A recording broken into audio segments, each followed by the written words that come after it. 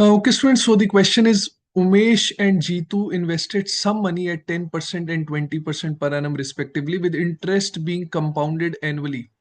Together, they receive rupees 1967 as interest at the end of 2 years. If Umesh has invested 25% more than Jeetu, then what is the total amount that both have invested? अब देखिए, सबसे पहले तो students हमें given है उमेश ने जो पैसा इन्वेस्ट किया है वो जीतू से 25% ज्यादा है। तो एक काम करता हूँ, जीतू की वैल्यू को स्टूडेंट्स मैं 4x ले लेता हूँ, तो उमेश की जो वैल्यू होगी that would B 5x। I hope ये पॉइंट सबको क्लियर है। आप कोई भी वैल्यू ले सकते हैं, you could have taken x and 1.25x, है ना, तो उससे भी आंसर आ जाता है, लेकिन just to avoid fractions I have taken values to be 4x and 5x। अब स्टूडेंट्स देखिए, कंपाउंड इंटरेस्ट की बात हो रही है और 2 सालों की बात हो रही है। ठीक है, उमेश के केस में जो रेट है वो 10% है, तो देखिए 10% 2 बार ही मिलेगा। अब students, net percentage of interest कितना मिलेगा? कंपाउंड इंटरेस्ट के केस में आप सक्सेसिव परसेंटेज का फॉर्मूला भी लगा सकते हैं। I hope all of you know that a+b+ab/100। Formula में एक बार लिख देता हूँ, a+b+ab/100। ए और बी की जगह स्टूडेंट्स मैं 10 पुट कर दूंगा, will get 10+10 into 10/100 that is 1। तो ये 21% आ गया। मतलब उमेश को जो नेट परसेंटेज ऑफ इंटरेस्ट मिलेगा that would be 21% in 2 years। ऐसे स्टूडेंट्स जीतू के लिए भी निकाल सकता हूँ। I put 20 in place of A and B, I get 20+20 into 20/100 that is 4।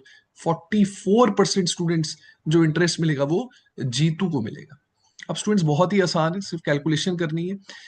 देखें, उमेश को जो मिलना है वो 21% मिलना है 5x का। सो 21% ऑफ 5x।